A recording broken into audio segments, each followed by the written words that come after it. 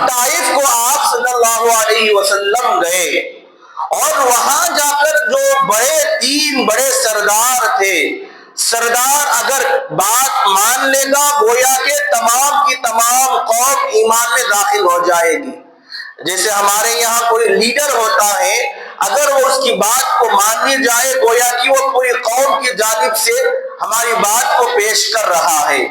ایسے ہی سردار کے پاس گئے، جو تین بڑے سردار تھے، ایک سردار کے پاس گئے اور بتایا کہ اللہ ایک ہے، اللہ کی عبادت کرو، لا الہ الا اللہ، قولوا لا الہ الا اللہ تفلحوا، لا الہ الا اللہ پڑھ لو کامیاب ہو جاؤ گے۔ ایک نے دھٹکار دیا اور کہا کیا اللہ کو تمہارے سوا کوئی نہیں ملتا؟ پھر دوسرے سردار کے پاس گئے، اس کے پاس بھی ایک محبتانہ انداز میں، مشفقانہ انداز میں سمجھائے کہ اللہ کی بات کو مان لو، اللہ پر ایمان لے کر آ جاؤ۔ وہ آدمی بھی دھٹکار دیتا ہے، کیا اللہ کو آپ کے علاوہ کوئی اور نہیں ملا؟ آپ ہی اللہ کو ملے تھے نبی بنانے کے لیے۔ پھر آپ صلی اللہ علیہ وسلم وہاں سے مایوس ہو جاتے ہیں، تیسرے کے پاس جاتے ہیں، وہ بھی کہتا ہے اگر آپ واقعی نبی ہیں، آپ کی بات سے کوئی انکار نہیں، اگر آپ نبی نہیں جھوٹ کہہ رہے ہیں تو میں جھوٹے شخص کا ساتھ نہیں دوں گا۔ عرب میں مہمان نوازی مشہور ہے، آپ کی مہمان نوازی بھی نہیں کیے۔ آپ صلی اللہ علیہ وسلم کو گویا کہ ایک جاہلانہ جو ظلم و ستم تھا اسی طریقے سے آپ کے ساتھ برتاؤ کیا۔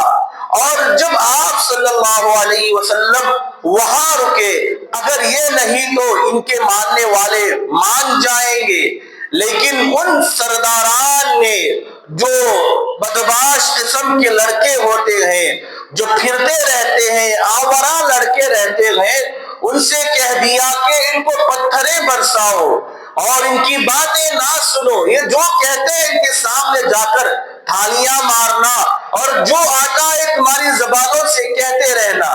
آپ صلی اللہ علیہ وسلم راستے سے نکل رہے ہیں، گویا کہ آپ پر پتھر برسا رہے ہیں، آپ کا مذاق اڑایا جا رہا ہے، خون آپ کے جسم اطہر سے خون نکلتا ہوا جوتے مبارک میں جم جاتا ہے۔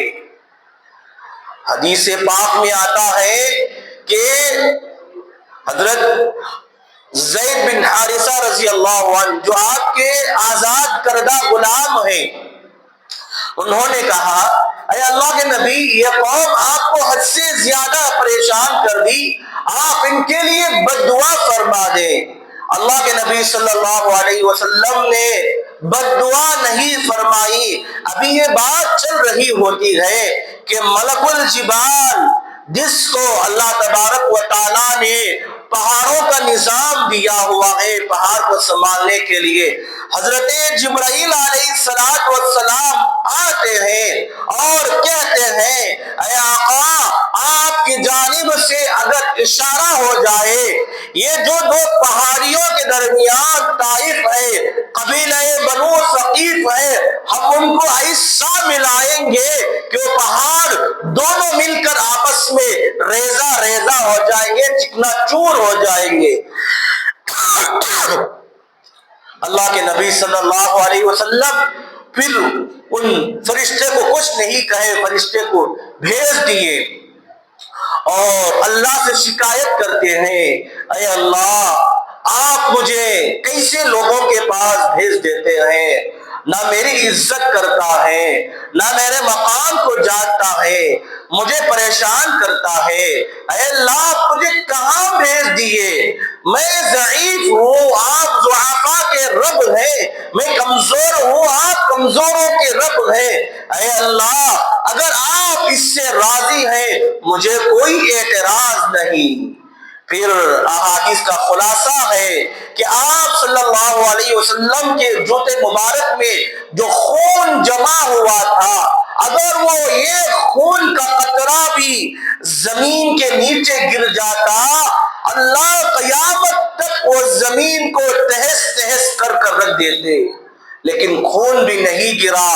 اللہ کے نبی صلی اللہ علیہ وسلم کی کیا دعائیں تھیں، ہمارے واسطے دعا کرتے تھے۔ تمام تکلیفیں سہنے کے باوجود فرشتہ آ رہا ہے، کہہ رہا ہے آپ کا حکم ہو تو دونوں پہاڑ کو ملا دیں گے، لوگ آپ کے جو ستائے ہمیشہ فنا ہو جائیں گے۔